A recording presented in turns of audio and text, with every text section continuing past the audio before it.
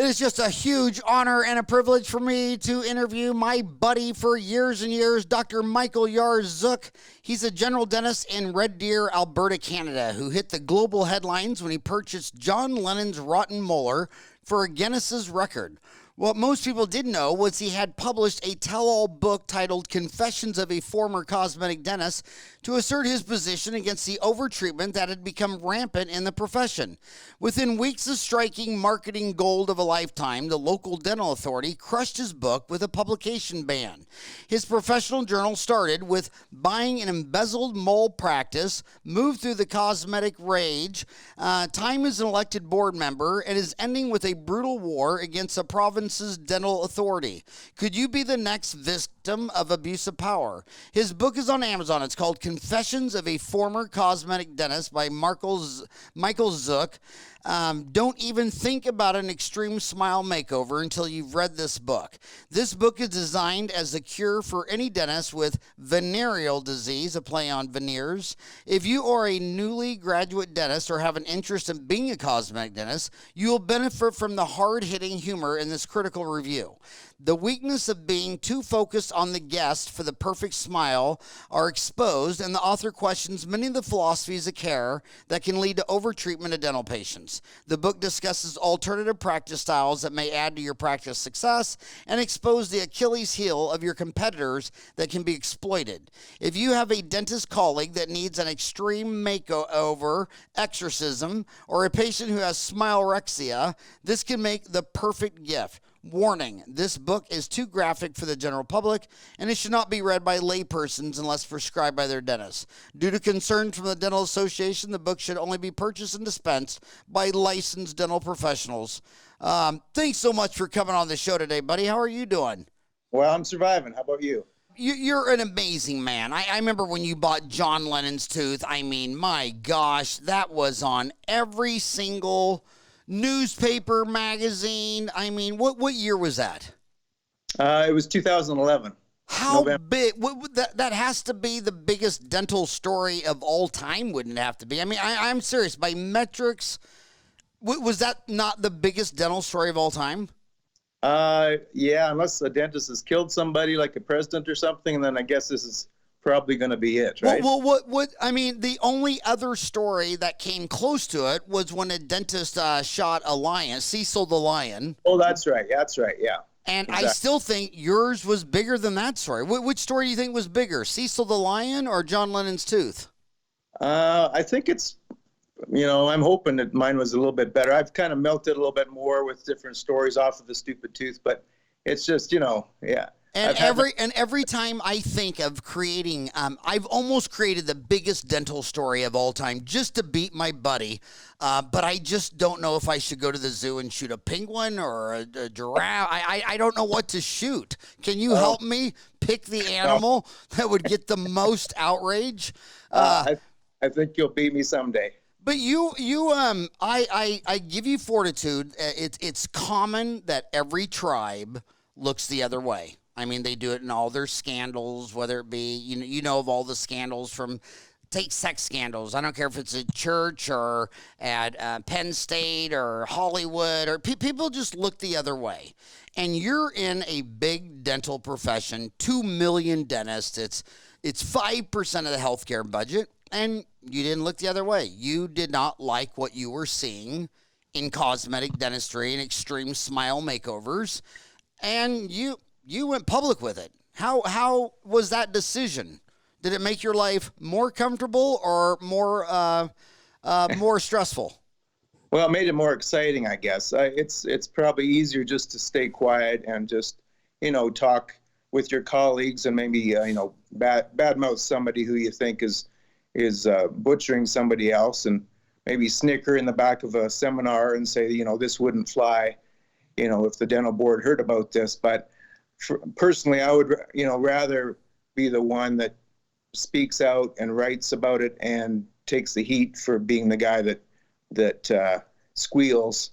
And there's only a portion, maybe 5 or 10% of dentists who could be in that gray zone that they're pushing the limits and really should be called out on it. But 99% of dentists are not going to say anything about it, right? Okay, well, a quarter of my viewers are still in dental kindergarten school, so they don't even know what you're talking about. So succinctly explain it to someone who's 20 years old and just met the clinic floor this year for their first prophy.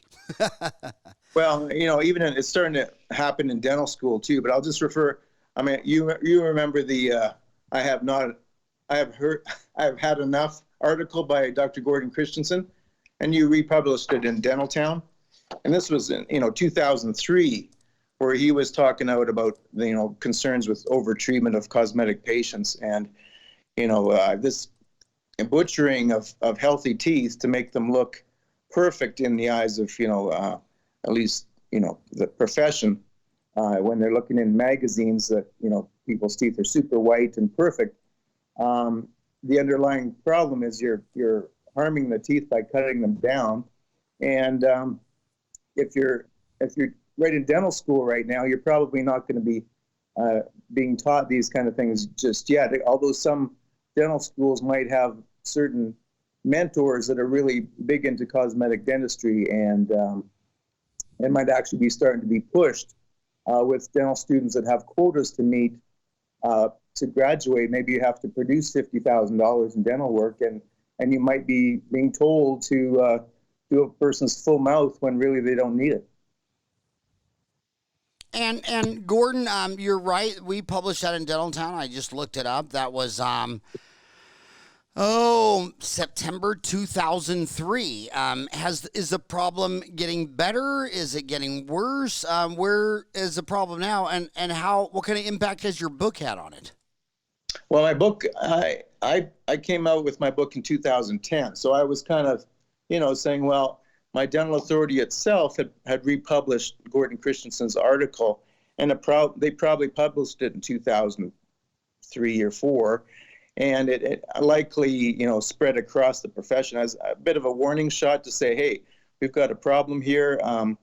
We can't trust all these people teaching us things at seminars. It's not always legit. A lot of times it's teaching us to do things that are well within the malpractice zone. And my book, again, it came out in 2010. By 2011, in November, which was the same month I bought the tooth, so I basically started getting some calls from the press, of course, and I would say, dentist author of the book buys this tooth, right?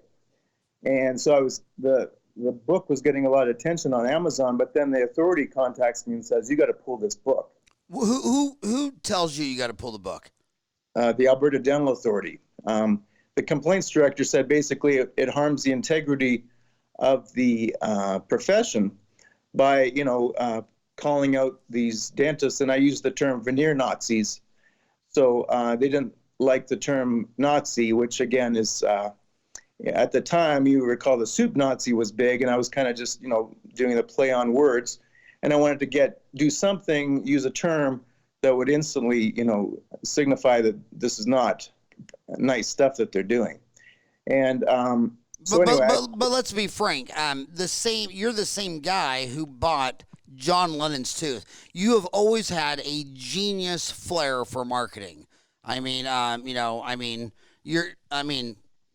it is what it is. Well, I knew the hook. I needed a little hook, and it did get picked up by even the New York Times did a little blurb on it.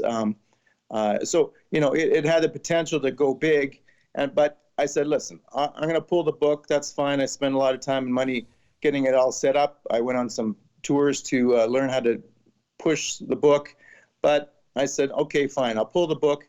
But even though I pulled the book, I still had inquiries from a Canadian show called Marketplace, which is kind of like 60 Minutes in the U.S., and they came to our office, and they actually interviewed me there. On the same day, a patient had come to me for a second opinion, and the daughter, it was a 15-year-old girl, she was told she needed all her teeth capped because she had sensitive teeth. And she was told she had no enamel on her teeth. Well, this 15-year-old girl had perfectly good teeth. They were just a little sensitive. So Sensodyne toothpaste fixed her up in 2 weeks. So you can imagine if she had all her teeth drilled down for caps, what kind of gross abuse that would have been. And I just knew that day that it is crazy not to talk about overtreatment. It is, unbelievable. And, the profession, the dental authority would have watched that program and they had no comment. You would have thought they would have contacted me and said, who the hell is this dentist who wants to butcher this 15-year-old girl? But they never did that. And a little bit later, 2020, the producers for 2020 called me up and said, hey, there's some information in your book. It's talking about orthodontists and how they claim that they're growing jaws, with the Herbst appliance, how it positions the jaw forward. Well, they were, again, claiming that it grows the jaw. Well, in fact, you're just posturing your jaw forward. And many orthodontists don't believe in that posturing. Well, look at now, Invisalign is moving into that. Are they really growing jaws, or are they just making me taller by making me stand on my toes?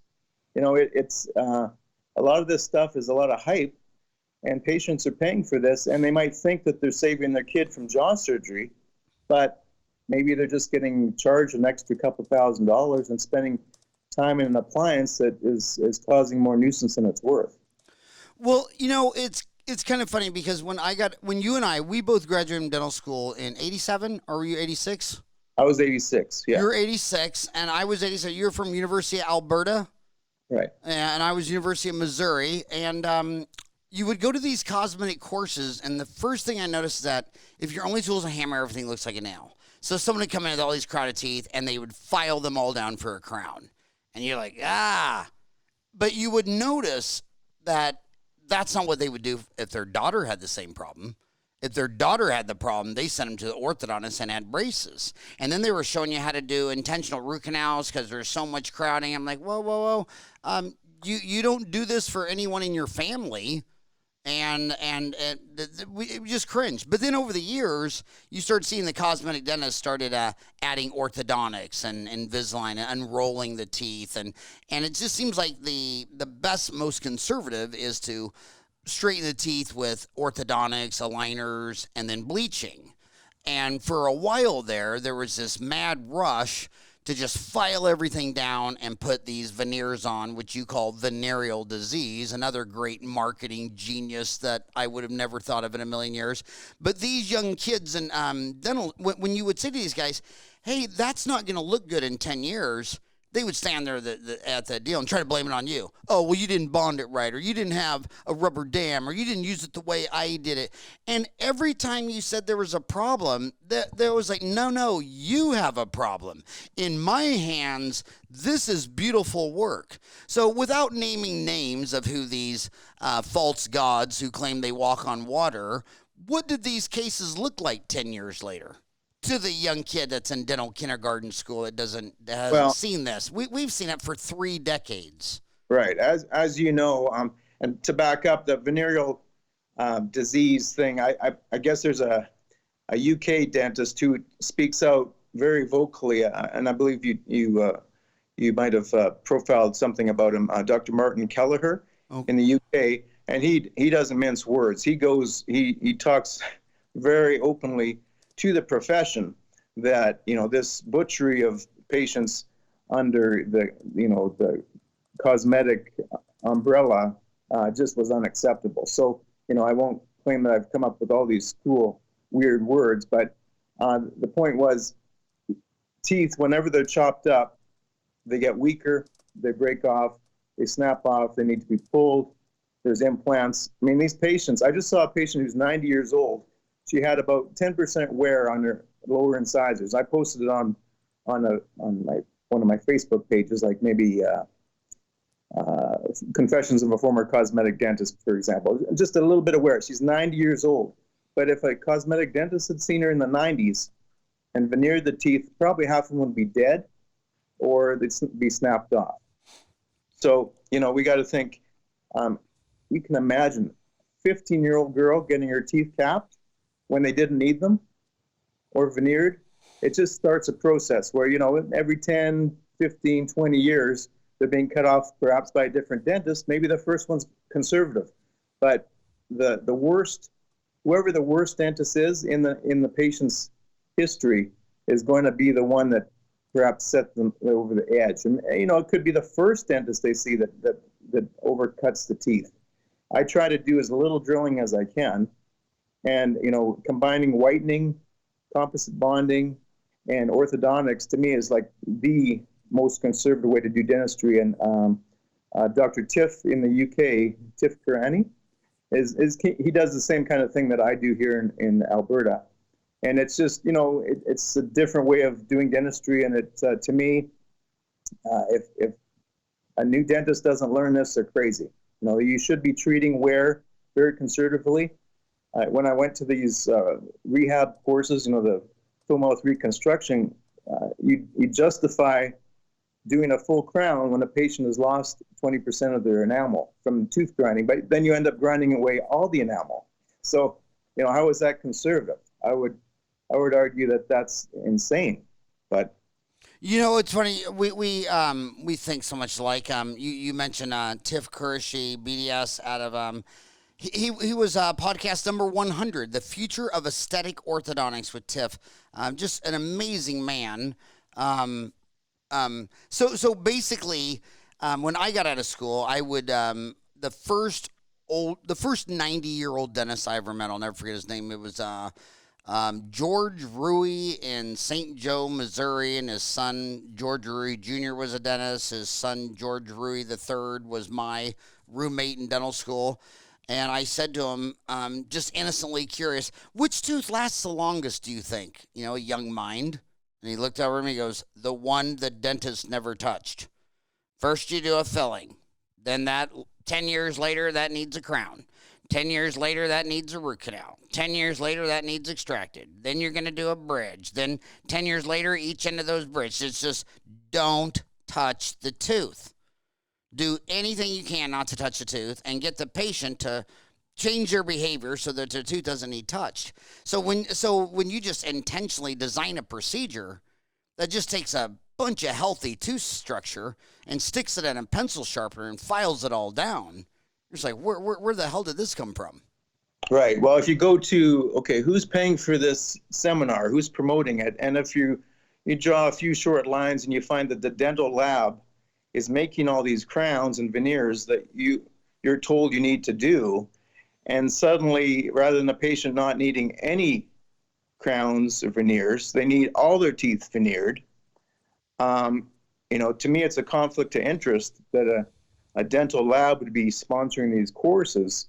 And it's crazy. The American Dental Association has this, is it a CERP, certification of education, that they get paid every year to give points to these, certify these courses.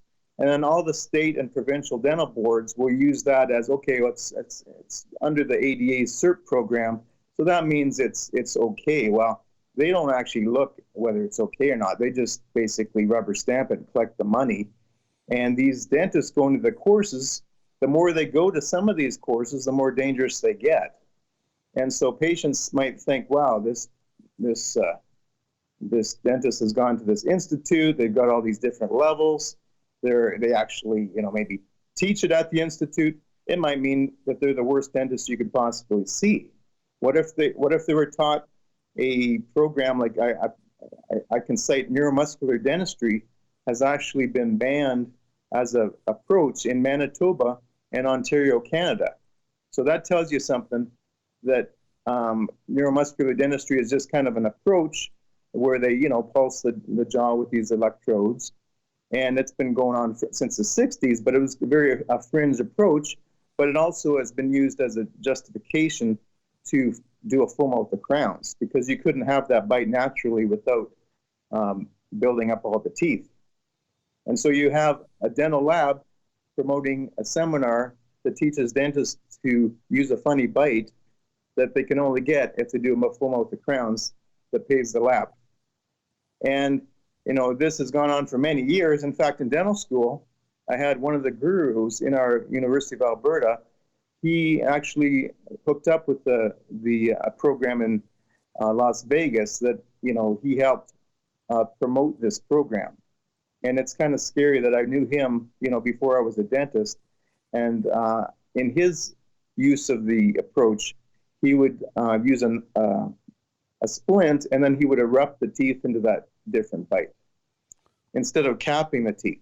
So, he wouldn't make the lab filthy rich. He wouldn't make the dentist filthy rich because he was just using a little orthodontics.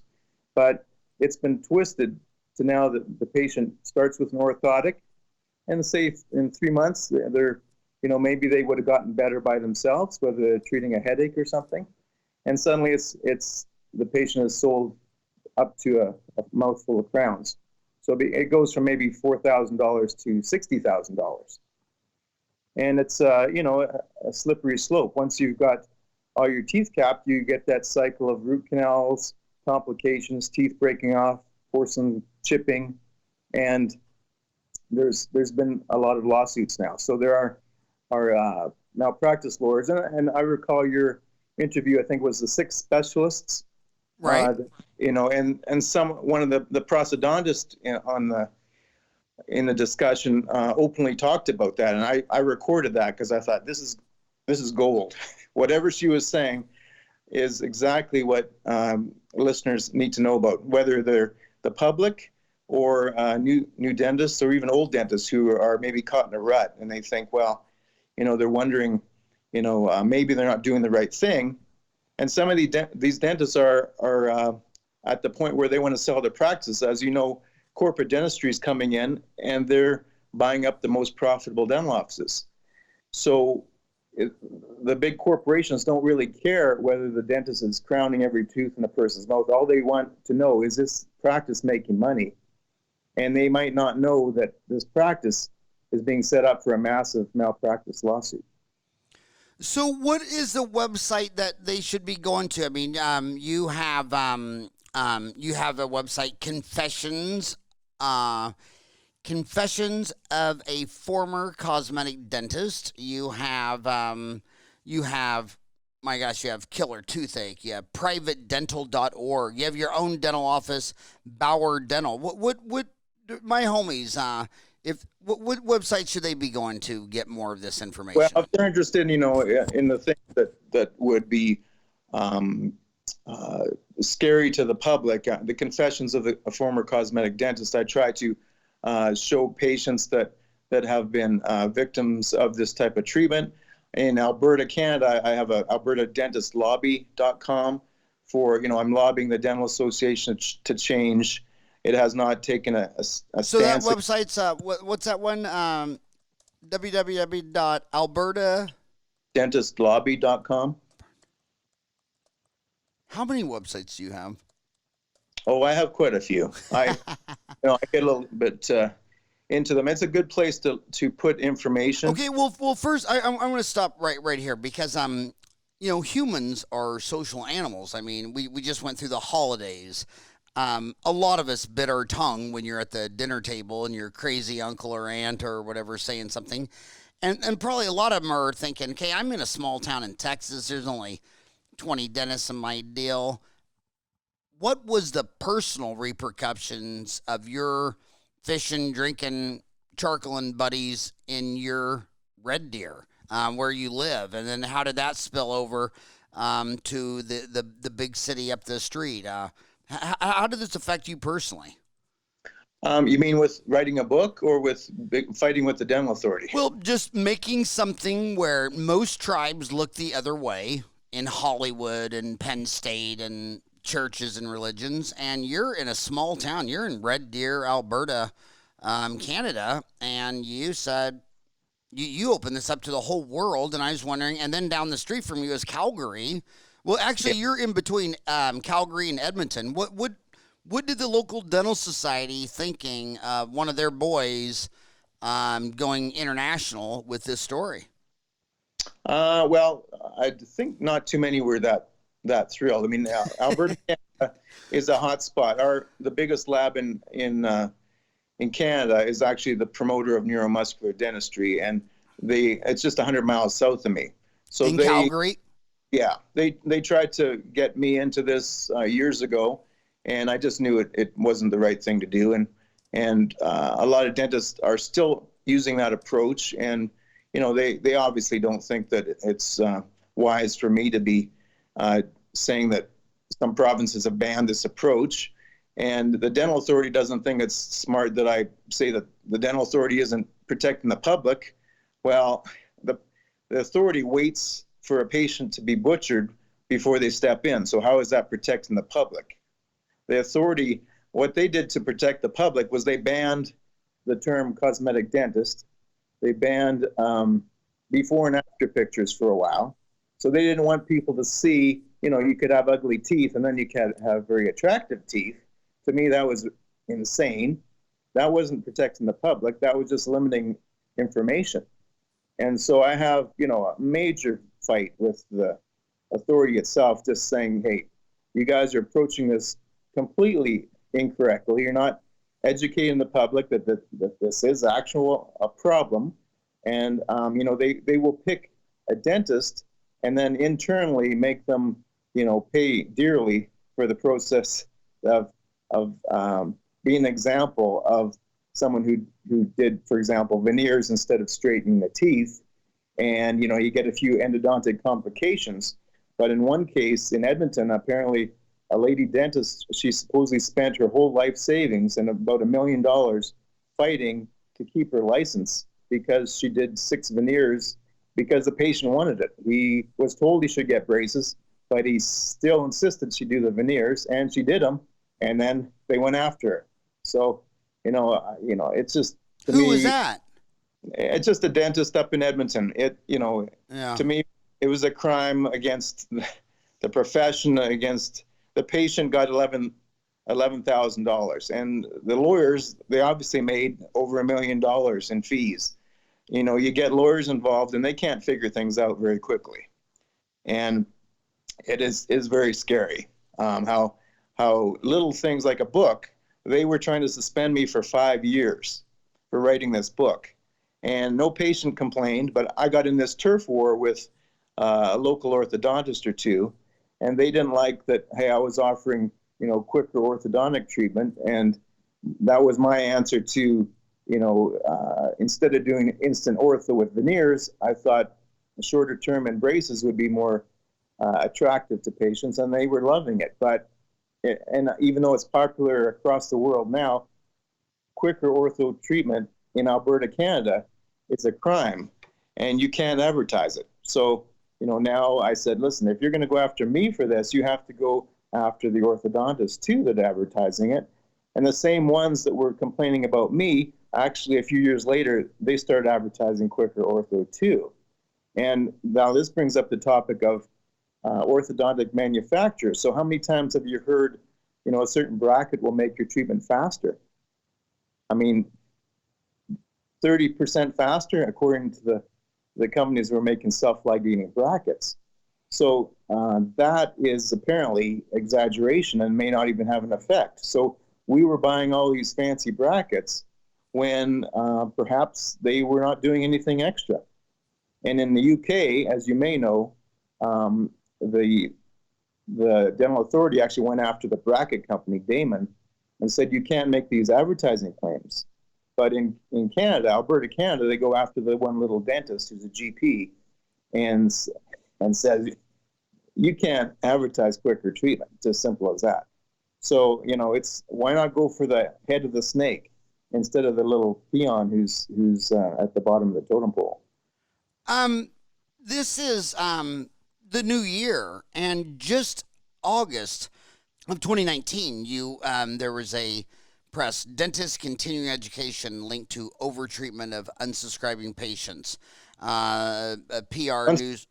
What's that? Overtreatment of unsuspecting patients. Yeah. Can I read that press release? Sure.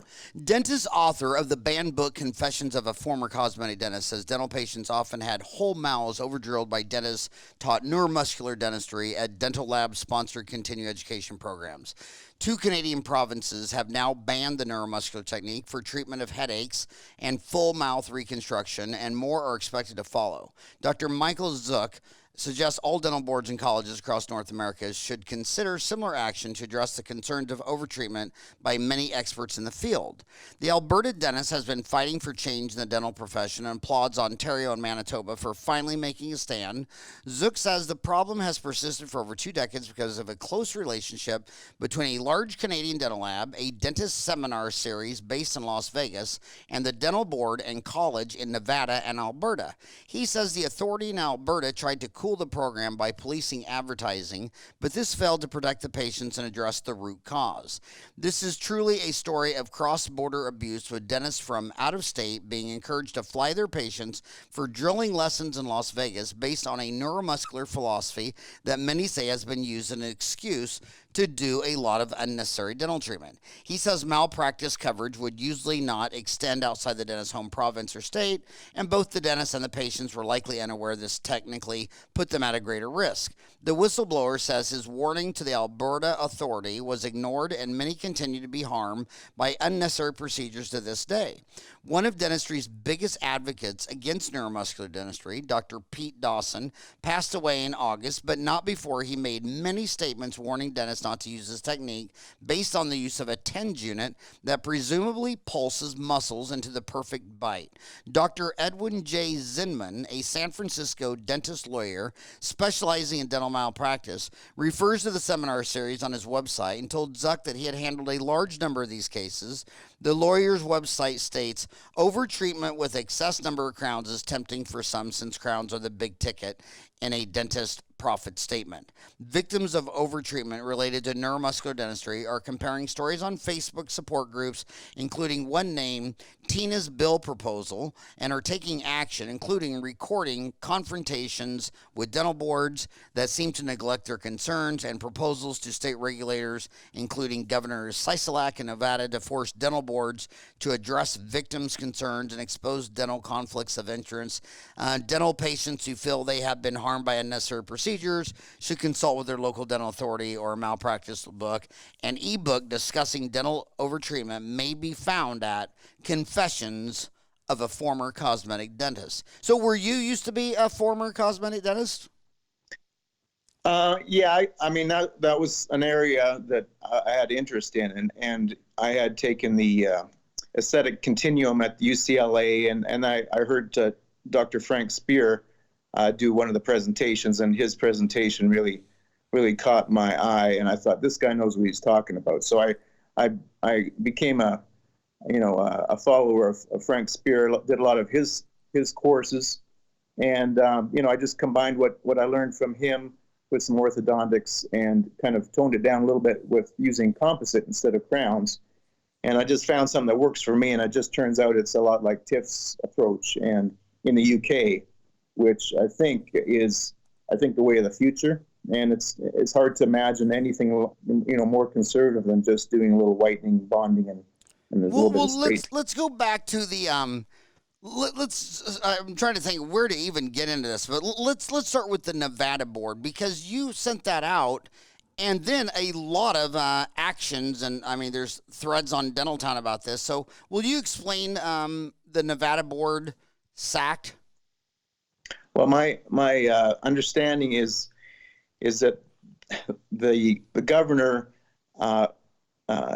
had made the decision to look into the dental board, and the complaints about the dental board involved corruption and lack of concern about overtreatment of patients, that kind of thing. There were a lot of insiders. They would pick and choose who they did the investigations on, and almost no dentist got in trouble.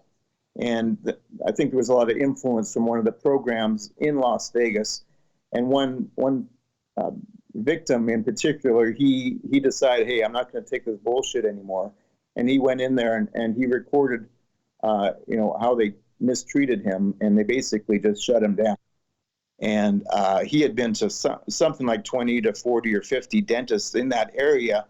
And when you see a dentist who has a certain philosophy, they will usually refer to another dentist who does things the same way, and not to, for example, a specialist who might do it an alternative way and might inspire, a lawsuit or something. So, again, it's an example of how a victim finally, made a stink, and you just need to have the higher authority above the dental boards to finally take action. And that's exactly what I'm hoping for in Alberta, Canada as well, because Alberta is long overdue for a overhaul. And the same kind of thing happened in British Columbia, where the BC dental board was audited, and they had to do a lot of changes. So, I would just say that any dental board starts to kind of do things however they want to do them. They get their friends, special jobs. They hire their own kids. They start, anyone that they don't like, they tend to squeeze out. So I was on the dental board. They didn't like that I was a pro marketer, and they kind of gave me the cold shoulder and edged me out. And they sued me to try to shut me up as well. So they sued me for $9 million while also trying to suspend me for writing a book. Who sued you for $9 million? The Alberta Dental Authority. But did that stress the hell out of you? I mean, did you have a hard time sleeping? Did your wife, did it affect your marriage, where your wife's wondering, what is my husband doing to our future? I mean, it was a stressful time. I mean, you're thinking that when did the lawsuit hit you for that much? Would it hit me for that much? No. When did the lawsuit break out? I think they were suing me just as they were trying to run me into, the disciplinary process. They were trying to coordinate the discipline and pulling my license at the same time they're suing me in court for defamation. And also, I reported, some inappropriate activity of a former president that I witnessed, and they got him to sue me too. So they were trying to, hit me with as much as they could to shut me down, but it just made me more inspired to look at more things that they've been doing. And I've actually just got a massive list, including, all these conflict of interest. For example, many board members have ties to big corporations that we had no idea when they were running to get onto the board. We had no idea that they were linked to a big dental corporation. And so basically right now we've got old boys trying to control the system, and we've got dental corp guys trying to run the system. And so they're working out the dynamics, but they're really only doing things for themselves. And I just see the patients being left, out for whatever happens to them. And if something goes wrong, you have a lawyer handling their complaint who knows absolutely nothing about dentistry. And how does that make any sense? If you call 911, you expect to get referred to, have a paramedic that knows how to resuscitate you show up. Well, what if you had a lawyer show up instead? It just, to me, these people have been too used to just calling the shots. They think they can do whatever they want. But, I brought up the point of dental sedation. As you know, that's a, even more serious topic than a full mouth of drilling. When kids are dying in the dental office because the dentist is trying to fix their teeth and monitor their vital signs, there's a problem. And that's been happening across North America. Well, it happened in Edmonton, Alberta a few years ago when a little girl, 5-year-old girl, had brain damage because of the sedation process. And I had 6 months prior to that, I had warned the health minister that something like this is going to happen. And I didn't even get a response. And they, the bottom line is, there's a problem with the way sedation was done. And a recovery nurse didn't even have her proper certification. And she just she unhooked the child after the dental procedure, and the patient stopped breathing. And where was this at? In Edmonton, Amber Athwal. And so that, of course, became a lawsuit. She's learning to speak again. I think she's learning to walk again as well. But the dentist basically had to, he retired. There's no way he would ever work again. And they spent $330,000 investigating and discipline for him. He was already retired, so pulling a license from a retired dentist doesn't do anything. And the patient got $0 from that investigation. And to me, it's an example of, who's making the money. It's the lawyers and the consultants. And a lot of these consultants are old boys that have been acting as the jurors for 10, 15, 20 years and milking the system and just allowing these bills to add up so it helps their retirement. Patients are getting zero. So what about the other attorney? You have a very famous attorney on this PR deal. You have where did I? Edwin, yeah, I think it's toothattorney.com or something. Yeah. He's from San Francisco. Yeah, he's done multiple cases. And he's actually, I think, worked with the prosthodontist in your interview. And so he's very familiar with the neuromuscular cases. And it's kind of sad that, all these things gets handled quietly. Edward J. Zimmern. What is his site? The Tooth Attorney. Right. Yeah. So this is he's a periodontist, is he not? That sounds right. Yeah. Yeah. So this is a very older, been around the block, a former practicing periodontist. Dr. Zinman has dedicated his career to advocating for patients a strong standard of care. More than law, he has authored 10 edited dental textbook chapters, 20 journal articles, including the Journal of the American Dental Association, and several regular columns to top-tier professional publications. Dr. Zinman also lectured to various audiences, blah, blah. So with a strong academic background, over 1,500 successful cases in community support, Dr. Zinman and associates are the de facto team to successfully settle all your dental malpractice case. This guy's a legend. What does have you met him? Have you talked to him? I talked to him on the phone, and he encouraged me to keep, speaking out about this problem. And we can make a change if we make a big enough stink. And I think now victims are networking online, and they're I get contacted all the time. Like I had a message from Australia, and a woman's daughter was being treated with this approach that has been taught in Las Vegas, and her daughter was in a lot of pain and having trouble. And I just said, you can look at these different options. And so, when seminars go global, the wrong approach can quickly hurt people anywhere in the world. So it's pretty scary. And I guess it comes back to, what are these programs? Are they core material? Are we learning the right process that doesn't hurt people? Or, for example, like, Resilon, that, not Resilon, is that endo. That, right. It was when they mixed gutta-percha with methyl methacrylate. Okay, so it was a poorly designed root canal filler, and it's been taken off the market as far as I know. But it looked great on the X-rays, but it would leak, they would fail, and I guess one of the top endodontists in North America was promoting the product. I mean, then suddenly he disappears. Do you remember who that was? I think it was a former president of the Endo Society, but I won't get into names. But let's just say that how many people got this type of endo treatment? And was there a widespread notification? Like, why didn't all the dental authorities let us know? I mean, what happens to the patient? Do we get a refund? Like, it's a PR nightmare. And we accept new products too easily.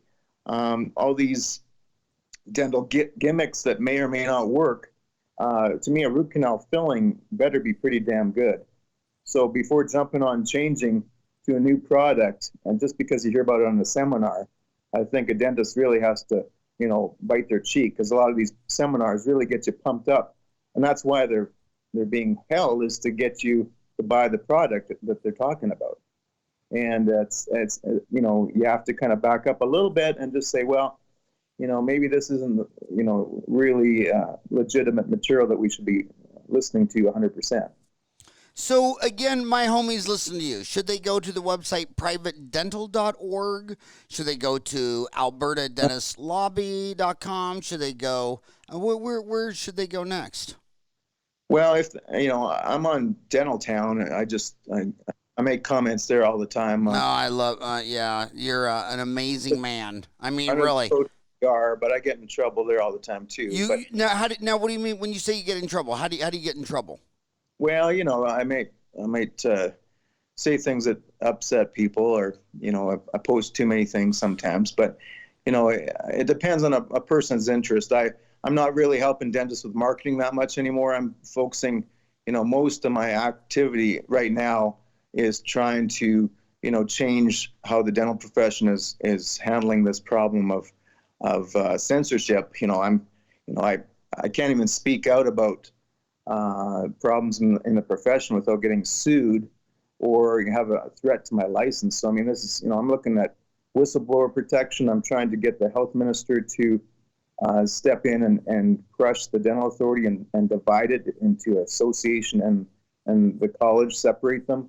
It's, I'm more of a political activist at this point, I suppose, and I don't have a lot of time to waste, helping a dentist get a few more new patients with my toothache logo or something like that, right? So, where does this come from? Where do you? Why is it so important for you to right this wrong and leave the dental profession better than when you found it? Did this come from Eagle Scouts, your mom? Where does this come from? Well, I think most of us, want to make the profession better. And, whether I do a few extra fillings or not, there's other people that can do that as well or better. But there's not a lot of people that are crazy enough to speak out about something that's going to get them, a lot of trouble from their peers. So that's just something, I don't have a problem with sticking my neck out, and I'm over the hump. So whatever they think they can do to me, I think I've got a little more armor than the average person in this profession. So, I raised, my dad spoke out about problems. He mixed politics and religion, and we lived, through a time where they would get him fired for speaking out and things like that, and he would get sued for speaking out. So I guess if I'm not getting sued, or they're not trying to kick me out of town, then I just feel I haven't spoke the truth yet. Well, you have a big threat on Dental Town. So Dental Town has 50 forms, fillings, root canals, crowns. One of them is the international form. And under Canada, you have this big thread. It's like 10 pages long. Petition to replace the ADA&C complaints director with a dentist. What is that? What is all that about? Well, about the same time I started getting in trouble with my marketing is when they had hired this lawyer to take over the complaints director job, which was handled by a senior dentist at the time. But my opinion is the former executive director had a bit of a professional jealousy against someone else in the profession who had a minor complaint, and he saw an opportunity to hire a lawyer who didn't know anything about dentistry, and he could use her as a gun and just make this dentist's life miserable.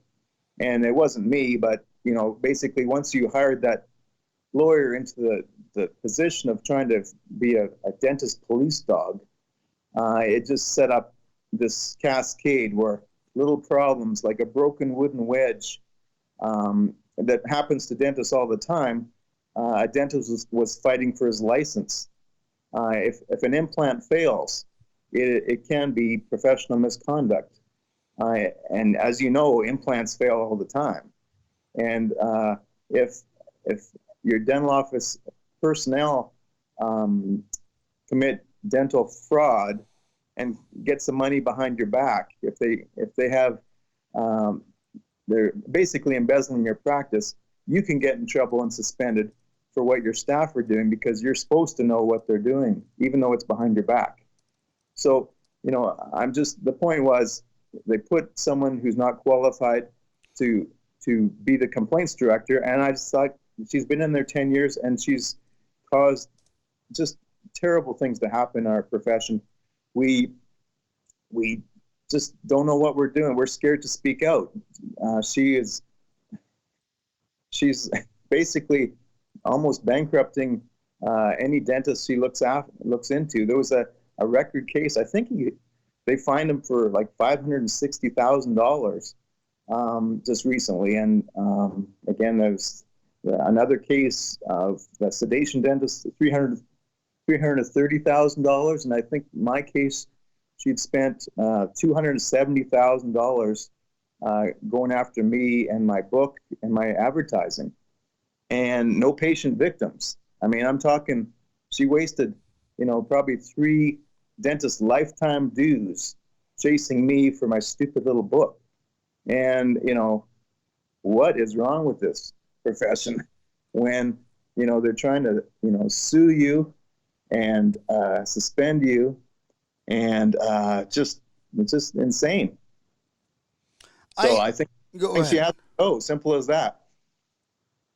And do you another thing that's been coming out is that root cause documentary that was on Netflix. Do you see anything kind of in the atmosphere with a dentist doing this, root cause doing that? What was your thoughts on root cause? That was the one about saying root canals cause cancer? Mm-hmm. Oh, okay.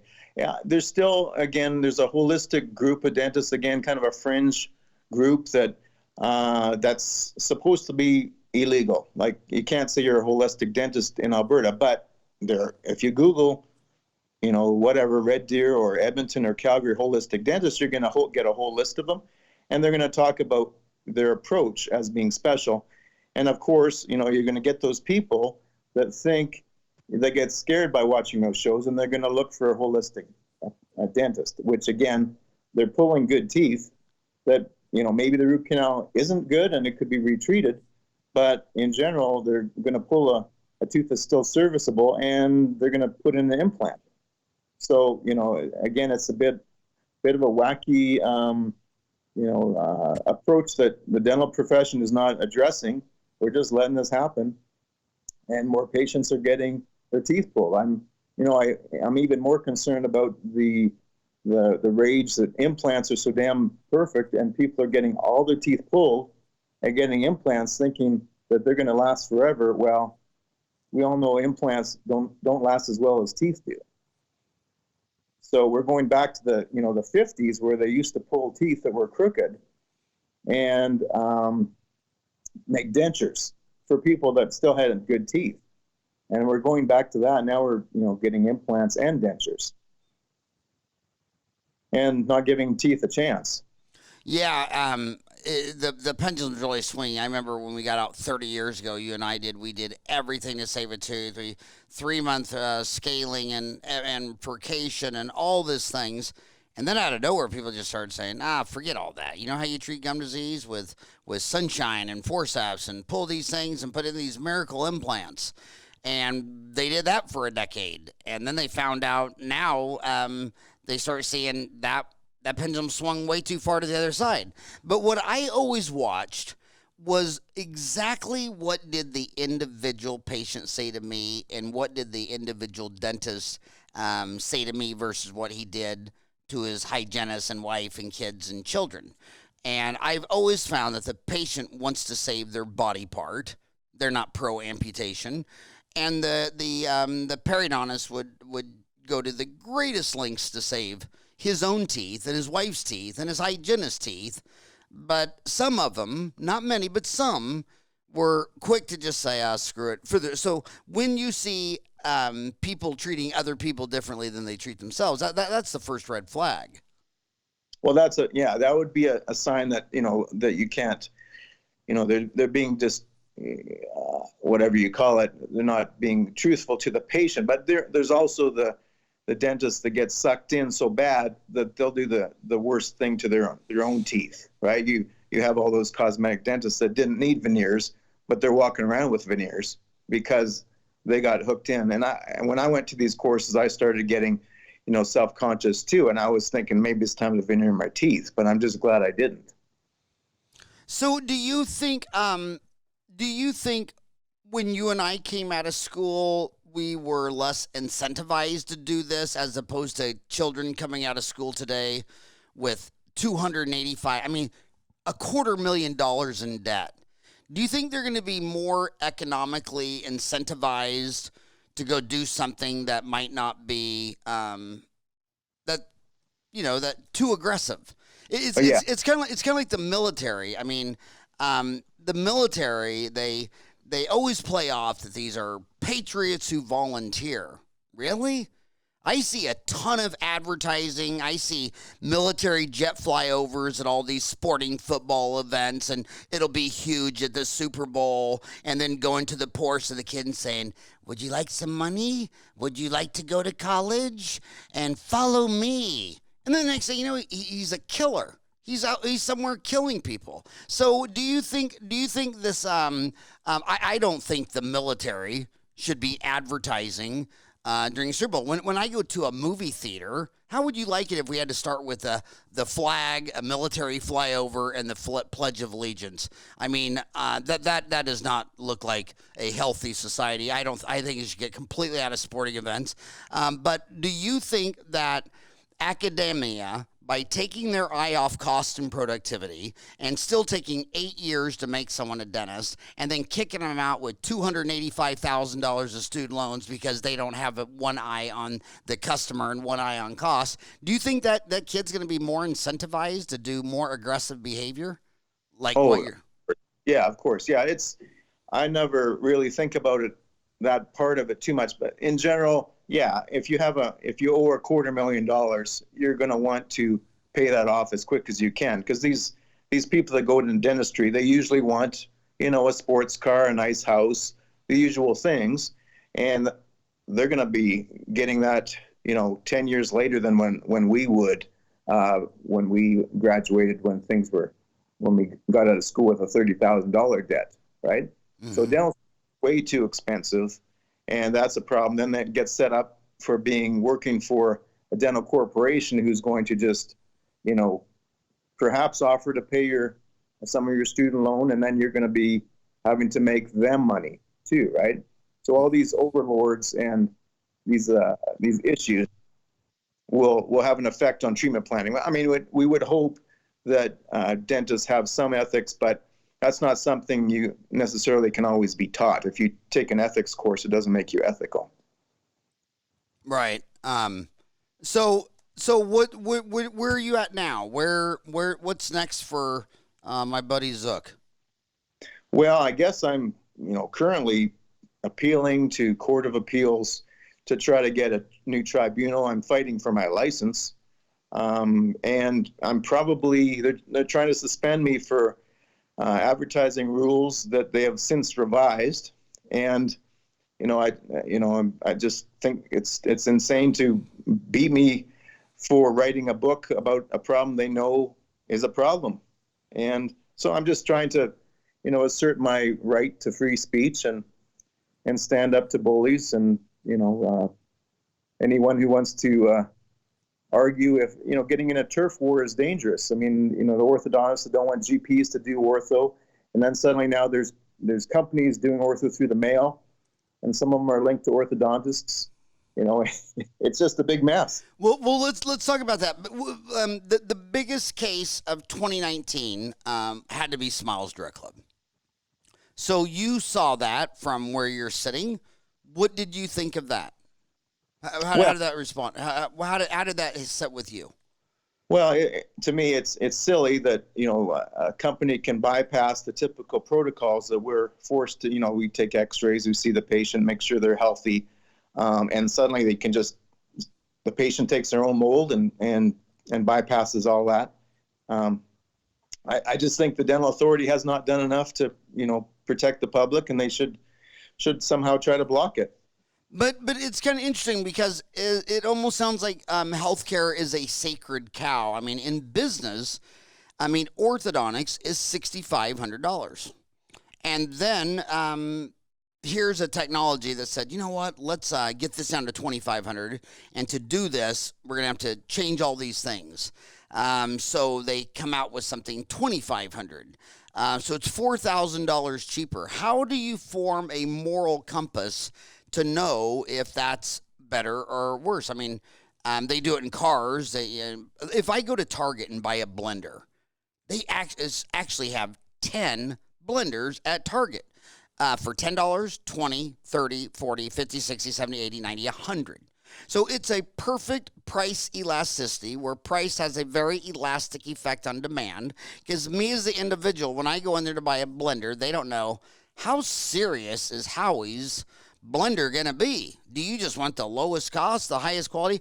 So why do you have price segmentation at General Motors with Chevy, Pontiac, Buick, Olds, Cadillac? Why do you have it in housing with a mobile home, an apartment, 2-bedroom, 3-bedroom, 5-bedroom? So in orthodontics, how do you put a moral compass on price elasticity of, do you want to pay the Mercedes $6,500 and have a doctor hold your hand all the way through it, or $2,500 and you do it yourself? Well, I mean, to me, we already had that the choices. We had a general dentist who usually would be cheaper than a specialist, and you would have different specialists competing. And so, there in a certain area, you would have competition. And of course, some people want to pay a premium and see a specialist, and that's great. And others want to save some money, and they're willing to have compromises. And we have more options with ortho than we did in the old days. We had, now we have shorter term ortho, and can often be a very affordable choice. And in the UK, they've got Inman appliances that are just removable little devices too. And so, you talking about the Inman aligner with TIFF? Yeah. Okay. Yeah. So there's things like that, and you can kind of mix and match different things. And I just think letting companies get into the healthcare business that bypasses the important part of knowing that there's nothing in the bone, that the tooth, there's no gum disease, there's no tooth decay. There's cases where the patients are going to obviously lie and say, yeah, I'm all up to date, and the trays are going to be made on compromised teeth with consequences, and that's already happening. So, tough. Are you glad you did all these wars? Are you glad you did this, or do you wish that you had never gone down this?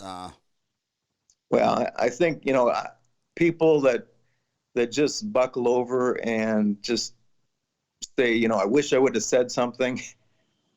Say for example, you're a Catholic priest, and that there's a bad priest in your area, and you just say, well, we're not supposed to say anything, because that's just something, it gives us, the church, a bad reputation. I think it clears your conscience a bit to be able to let it out there, even though maybe you get whacked a little bit because of it. But I think there's people like you who provide the same message, but usually in a humorous way, and dentists are laughing and enjoying it. But when you go to the patients and you say, hey, I know dentistry is not perfect, and there's a problem with the profession, that's a different level. So yeah, I understand that. Yeah, I won't have a lot of people wanting to sit beside me at a dental meeting, but I'm just not that kind of guy that needs to have everybody to be a friend. It's so complicated. It's just humans, but I think it's funny when people, my oldest sister's a Catholic nun, so they know this church scandal, and it happened in Penn State. It happened, it's just a human deal. I mean, it's when this last sex scandal came out, people were saying it was in Hollywood. It's like, are you out of your mind? It's Hollywood. It's business. It's everywhere. It's wherever humans are.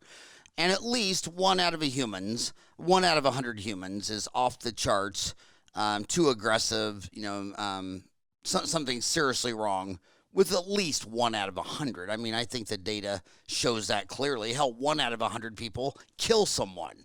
When's the last time you killed someone? Pretty rare. Yeah, it's a rare event for me too. I still have not done that one. So it is what it is, but I think what we've learned in history is that you need checks and balances. Absolute power corrupts absolutely, and we have to have transparency. And so we've agreed that we all need to be, when we're watching the Super Bowl, we're all looking at the same scoreboard. There's no debate in the stands. We know there's two teams. We know there's referees. And we know there's a scoreboard. And whenever someone starts covering up the scoreboard, there goes transparency. And everybody that promotes transparency, they never want it for themselves. They just want other people to be transparent. The board trying to get you to shut up and not publish and not talk. You know that's obviously wrong. And then you need competition, and a lot of these people don't want competition. They want to eliminate their competition with lawyers and boards, and they go to the government and get barriers to trade and tariffs and all these things like that. But it's the same old story for 5,000 years. We need to be more transparent. We all need to be looking at the same scoreboard. And if we do that, it'll be healthy. And as usual, you'll find out that the game has been going great. It's only about 1% of all the humans in the last 5,000 years that have caused all the noise and turmoil. And I applaud you for having the guts and the fortitude and the to do this. I mean, I've seen some of your tweets, and I'm just saying, God, I thought I liked to bring trouble on myself. I mean, I was just almost booking a seminar the other day, and this guy says, now if you show up now, you're gonna wear a tie, and it has to be totally G-rated. And I said, okay, well, I'm not coming then. I mean, you can't. I'm not gonna come. I'm not gonna buy a suit just for you.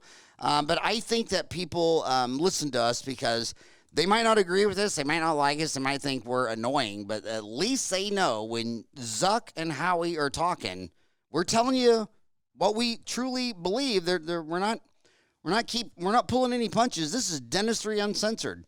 Like it, hate it, whatever. This is what two old 57-year-old boys have seen in the jungle. You got it.